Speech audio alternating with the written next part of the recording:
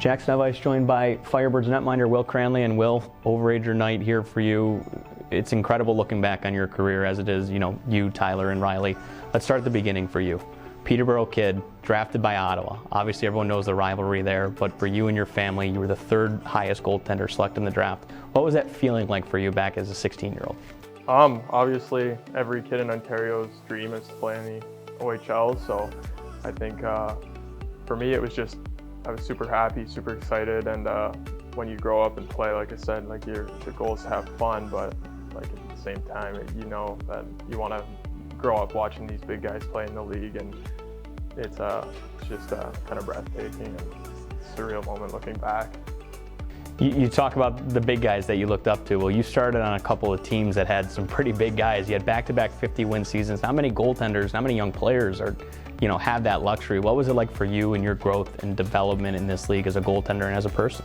Yeah, I think obviously being around those guys, a lot of NHL talent, a lot of pro guys now, being around that environment is huge as a young guy. Just kind of being able to look up and see the work ethic, the amount of skill and the dedication that it takes. It's huge. They're role models to you as a young guy, and you look up to them, and they lead you. And I think that was huge for me kind of in my career and in my career in the OHL, just having those guys and having the coaching staff, obviously, Andre and James and those guys in Ottawa.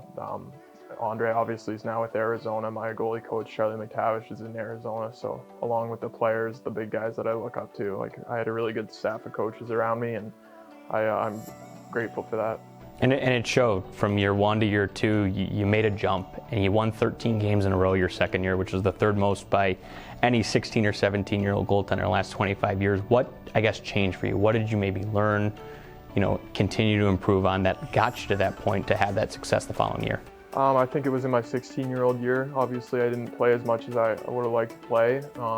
But for me, it was just every day, it was a process, and it was just getting better and working on my skating every single day with Charlie in practice. And then I got sent down to junior A in my first year as well when we brought in Mike DiPietro at the deadline. So I thought that was it was good to have those guys to look up to at the same time as I was just kind of worried about myself and sticking to the process that Charlie laid out for me. And I think that transitioned into my second year and allowed me to have success.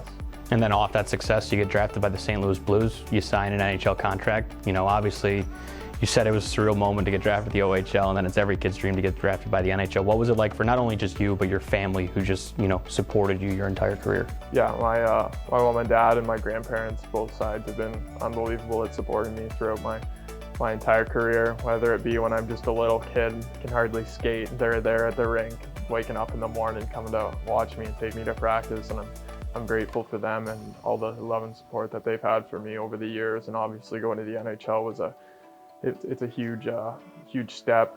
I worked hard for that, and it was nice to see the process pay off. I didn't play as much as I would have liked to in my first 2 years, so I think that transitioned seeing that result was huge for me, and I'm grateful for that opportunity. And let's talk about that.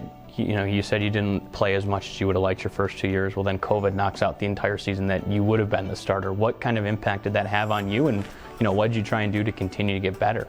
Yeah, that was the COVID year was kind of, I needed to play games for my development, and not having that year was obviously, that had an impact. Obviously, you can't do anything about it, so I went to the drawing board and just focused on what I could control, and that was obviously improving my skill set. It's harder to improve as a goalie, your reads and stuff like that, but being able to, like I said, I was working out my grandparents' garage when all the gyms were closed and that kind of thing, so it's just controlling what I could control, and that was just trying to get better every day. And I think I did a good job of that, and just like I said, it was just improving my skill set.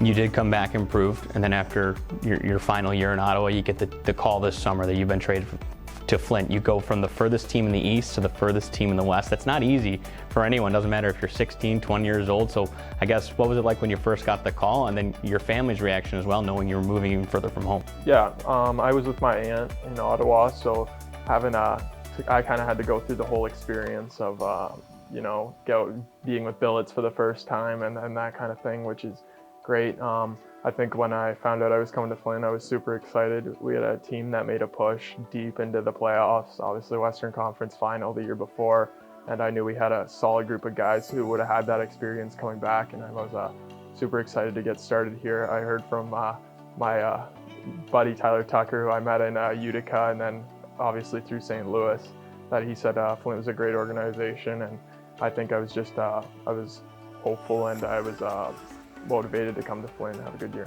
You mentioned, what you heard about Flint. Now you're, it's crazy to think that you're already ready to get out the door and begin your pro career. What, I guess, are you going to take away from, Flint, of course, but your OHL career, the fans, your family, your billets, everyone who, impacted you? What's your takeaway when you leave Flint here at the end of the year?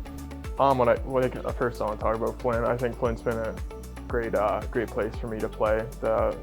The facilities first class. I think the organization's a players first organization, which is nice to be involved in. And I think what I'm going to take with me is just like it's all experience, whether it's good or bad. Everything's experience, and you can draw off that and take it with you. And you learn through adversity, and you also learn from the ups and the downs. So I'm going to take that with me and just continue trusting my skill set, and I believe that I'm one of the best goalies in the league. So I'm going to keep believing that and keep doing my thing. Thanks a lot, Will. Thank you.